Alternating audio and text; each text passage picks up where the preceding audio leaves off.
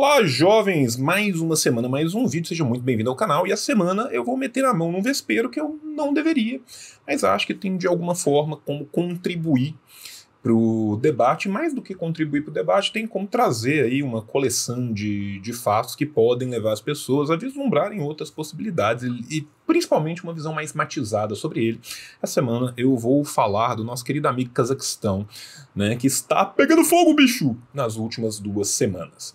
Antes disso, quero lembrar para vocês que isso é um canal de YouTube, então dê o seu joinha, clica no sininho, compartilha, comenta, faz tudo que você já tem que fazer. E lembrar também que esse canal é uma construção coletiva de 3 lindos rapazes: Menino Vioto, nosso capista que está de volta a toda e agora, o Rafael Correia, nosso editor de vídeo, homem de milhões de talentos, e Euzineo. Então, se você quiser contribuir com a gente, tem o nosso padrinho, tem o nosso apoia-se, por favor, deixa aí, estamos passando o chapeuzinho para vocês, ajudem esse canal a se manter vivo e cada vez melhor. Então é isso, jovem, senta aí na cadeirinha, pega sua pipoca, pega seu bloco de anotações que o tio já falou. Nosso bagulho é fazer a revolução, foi-se martelo e com o copo na mão, vermelha é nossa bandeira e o nosso coração. Pois muito bem, jovens, vou tentar fazer um resumo da obra até agora, e para isso eu acho que a gente tem que cobrir algumas coisas, tá? A primeira coisa que eu quero cobrir é um pouco da história do Cazaquistão,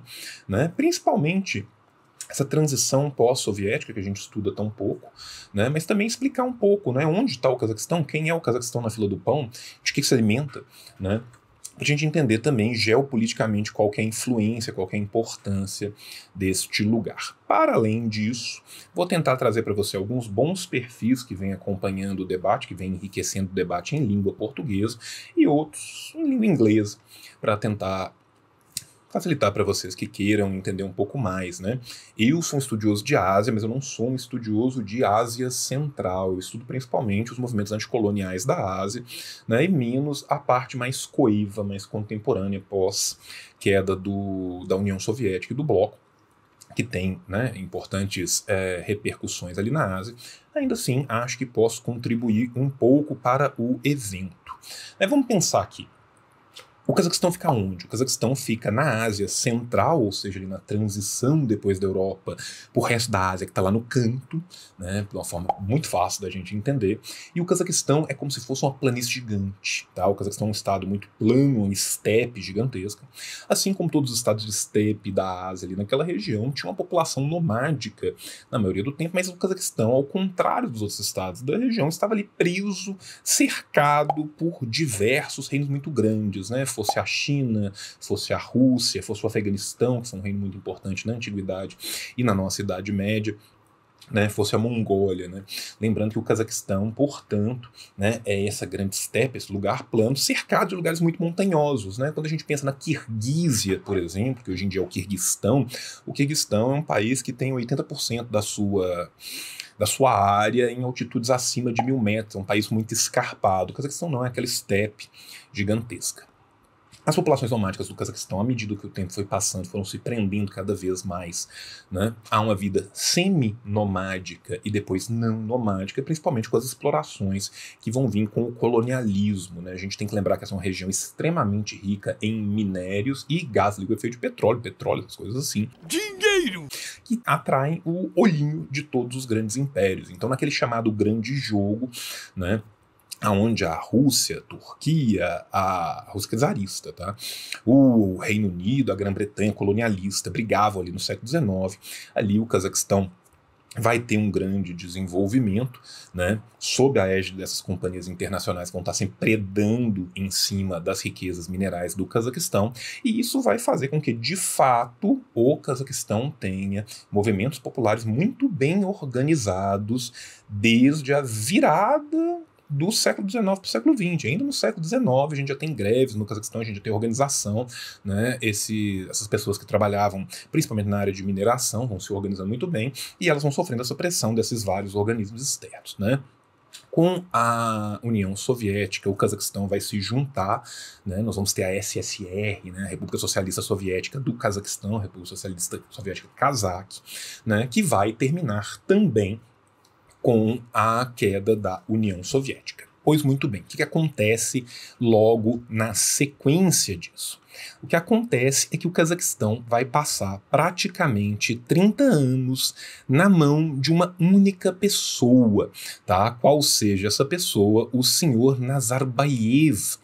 Nursultan Nazarbayev vai assumir o Cazaquistão desde a virada, né, de um Cazaquistão livre e democrático, que a gente sabe que, né, nem livre nem democrático, ali na década de 90, no começo da década de 90, e vai ficar no poder como seu presidente, como seu primeiro-ministro, na verdade, durante muito tempo, né, primeiro presidente do Cazaquistão e também serviu como primeiro-ministro durante um tempo, né, desde 1990 até 2019, quando ele sai dessa cena de frente, ele continua como pupeteiro, como titeteiro, existe? Eu não sei, como controlador de títeres ali atrás, quando coloca seu sucessor, o Kassym-Jomart Tokayev, né, que só vai, de fato, tentar se libertar dessa sombra gigante do Nazarbayev agora, durante essa crise. O que o Nursultan Nazarbayev traz para o Cazaquistão?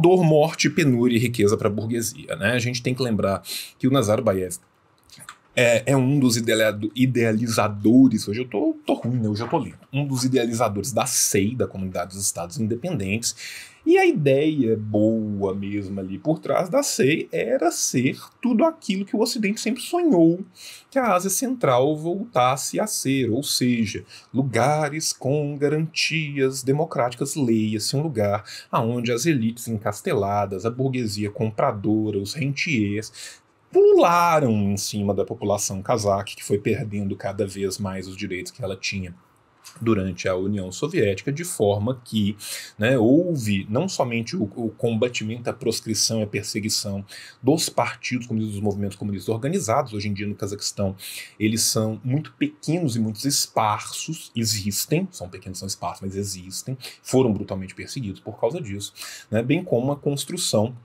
né, dessas oligarquias que se enriqueceram cada vez mais. Pra vocês terem uma ideia, a filha deste rapazinho, né, ela tem uma fortuna estimada em quase 3 bilhões de dólares e é uma grande acionista do maior banco cazaque. Bem, a gente viu tentativas de eclodirem revoltas populares, no caso agora muito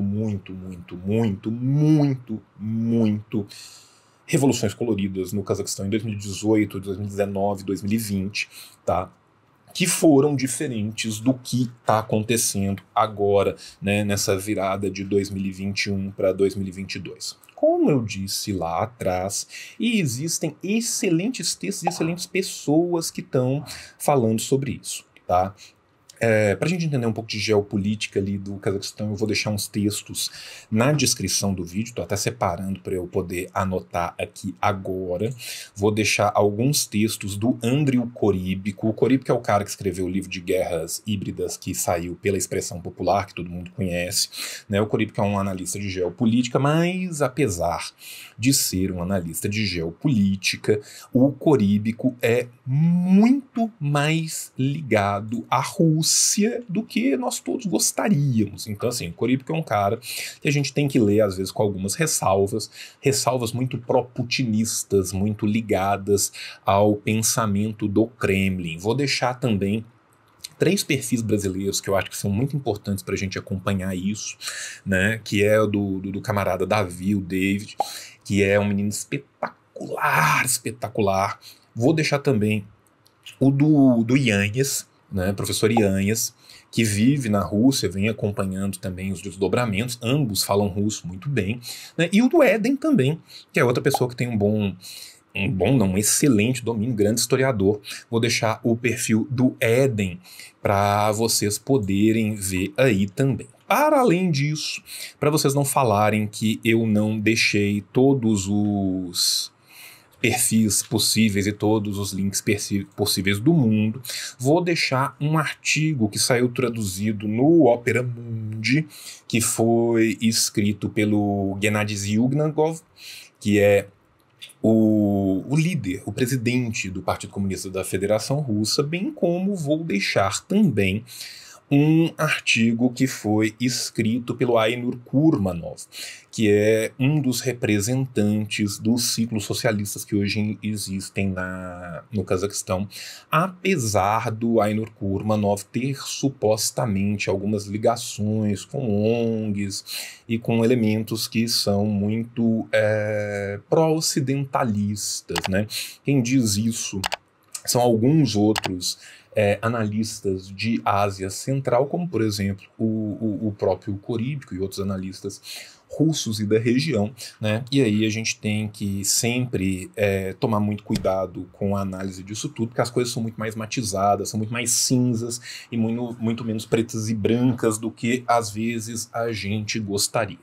Mas voltando um pouco ali no Cazaquistão, a gente tem essa transição, então, uma transição que é uma transição completamente aburguesante do Cazaquistão, aonde a população vai perdendo cada vez mais os seus direitos políticos, os seus direitos trabalhistas, os seus direitos em gerais, mas que se mantém, né, uma tentativa mínima de manutenção do cerceamento dessa população com algum tipo de limiar de direitos, com base num usufruto de preços muito artificiais, né, dos derivados da indústria petrolífera. Isso é segurado pelo governo, em vez de ser taxado nos lucros das empresas, o que vai ser uma coisa que vai ser a tentativa de saída liberal e liberalizante, né, que o próprio governo cazaque atual vai tentar, né? Então muita gente vem se perguntando, mas é uma guerra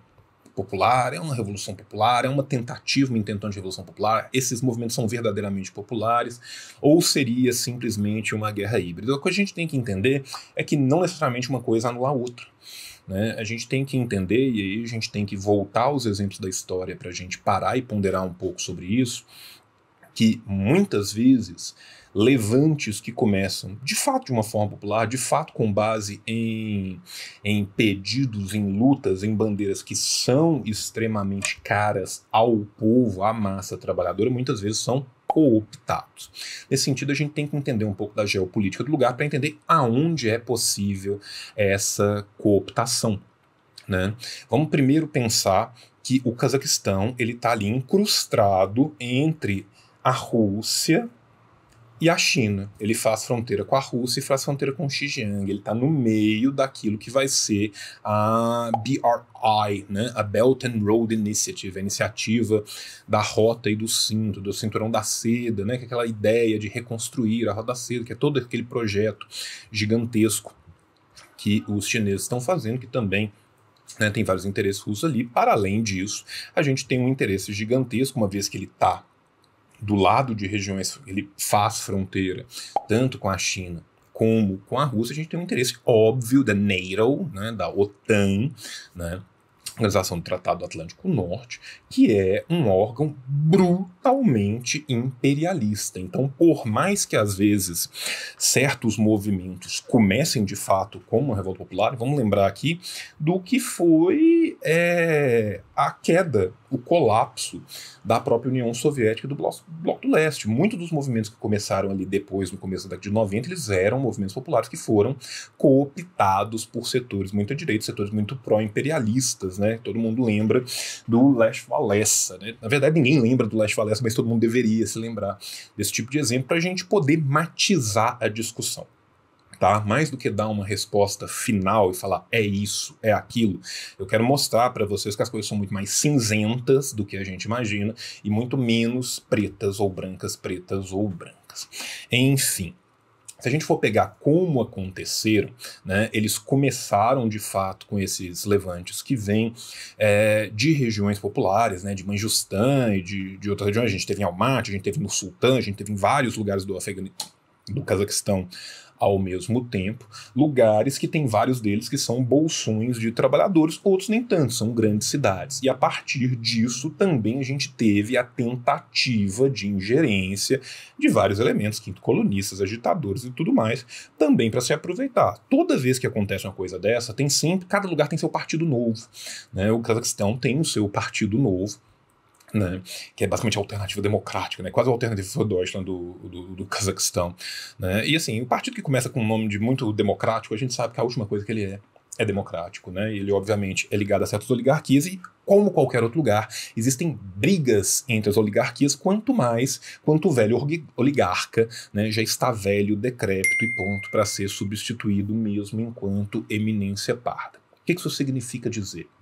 Significa dizer que a gente tem que tomar muito cuidado ao analisar esse tipo de movimento para entender não só de onde ele começa, mas para onde ele vai, quem o comanda e quem passa a comandá-lo enquanto ele vai acontecendo. Primeira coisa que é muito bom e muito salutar a gente falar é que, de fato, é a maior movimentação de massas populares que a gente tem no Cazaquistão há muito tempo, e isso dá uma grande esperança de construção para o futuro. Ainda assim, a esquerda revolucionária no Cazaquistão organizada ela é muito pequena e muito insurgente. Isso leva à possibilidade de controle de fora. Ao mesmo tempo, a gente tem um outro jogo grande sendo jogado aí, que é o jogo geopolítico entre o imperialismo e forças que são anti-imperialistas, no sentido de estarem contra esses impérios centrais, mas que são cheias de matizes que tem que ser pensados nisso, né? Putin, né, os interesses da Rússia, é óbvio que a Rússia também não quer uma balcanização das suas áreas fronteiriças, quanto menos a China, que é uma balcanização e instabilidade numa área fronteiriça extremamente importante para a iniciativa da Rota da Seda, da Belt and Road Initiative, né? Então a gente tem que pensar nesses jogos macro, nesses jogos micros, no que está acontecendo lá dentro, para a gente poder matizar tudo isso e pensar o que é. Então, em última instância, o que a gente pode falar? Começa o estupim de fato de algo que era popular, mas o que se desencadeia depois, existem elementos que levam a tendência à organização de certos ataques, a forma como eles aconteceram, o treinamento de diversas pessoas. Tem um outro fator que eu tinha esquecido de mencionar, que eu lembrei agora, que é muito importante a gente falar, que são os países vizinhos, né? O Quirguistão e o Tajiquistão, por exemplo. No Quirguistão, por exemplo, eu te garanto, eles ainda são países onde nas últimas reuniões de segurança, né, da Organização de Segurança, que foi feita a partir da CEI, encabeçada pela Rússia, né, que tinham a presença de membros do Daesh que saíram lá da Síria e foram se refugiar em outros lugares. Ou seja, a gente tem que lembrar também que uma outra força que entra nessa região, vamos lembrar que o Talibã acabou de tomar o Afeganistão, são forças extremamente conservadoras, religiosas, que são, de certa forma, em um limiar, não ligadas diretamente ao Ocidente, mas que também não são, de forma nenhuma, forças progressistas, né? A gente tem que lembrar, para além disso, que existe um nacionalismo reacionário, cazaque, uzbek, kirguiz, tadjik, que pulula nessa região e que já houve diversas tentativas, como foram as tentativas muito ligadas às oligarquias que brigavam entre si dos anos 2018 a 2020, que são ligados também a esses nacionalismos, né? O que a gente pode depreender disso tudo é que há uma nova tentativa, uma nova efervescência de massas populares dentro do Cazaquistão, mas que a gente ainda não consegue ver uma capacidade de capilarizar algo que teve um caráter muito, entre aspas, espontaneísta na direção de um movimento organizado dessas massas. Portanto, esse movimento se torna brutalmente cooptável e, em certos bolsões, a gente tem que pensar que isso aconteceu em vários lugares do país ao mesmo tempo, cooptado, né? No jogo da geopolítica, a gente tem aí Rússia e China muito ciosos da balcanização dessa região. Para quem não sabe o que é balcanização, muito rápido, o termo balcanização vem lá de trás de um general polonês chamado Pilsudski, que é o responsável pelo ataque branco da Polônia, então parte da entrada na Ucrânia também, que tinha a ideia exatamente de criar pequenos Balcãs, criar pequenos estados satélites, criar pequenas áreas de dissidência e falta de controle. Nos entornos daquilo que viria a ser a União Soviética, exatamente para enfraquecer o governo e forçar ele a ficar brigando com pequenas coisas o tempo todo, não ter paz interna para poder, então, avançar. No caso do Pilsudski, o seu plano de uma grande Polônia, né? Isso vai ser recuperado depois, na década de 70, pelo Zbigniew Brzezinski de origem polonesa, leitor de Pilsudski, né? Que vai instrumentalizar isso para o imperialismo. Lembrando que hoje em dia a gente já está sob a égide de um outro tipo de guerras e revoluções de proxies, né? Ou seja, por procuração, que envolve ONGs que vêm do exterior e várias outras coisas. A gente teve a participação da Radio Free Asia, por exemplo, agora, né, tentando catapultar alguns desses processos que estavam acontecendo ao mesmo tempo no Cazaquistão, que é um exemplo muito claro de uma interferência que vem do Ocidente, ou seja, de uma hibridização desse movimento. Então a gente está diante de um movimento que é muito matizado, muito complexo e que requer muito estudo e muito cuidado para a gente tentar adentrar nele. Espero que tenha trazido alguma luz em vez de mais sombras para dentro da discussão, e espero também que as fontes muito melhores do que eu trago nesse vídeo possam ajudar vocês também, meus amores. Então é isso. Um beijo no coração de vocês. Tio ama vocês tudo na boca. Paz entre nós, guerra aos senhores. Venceremos.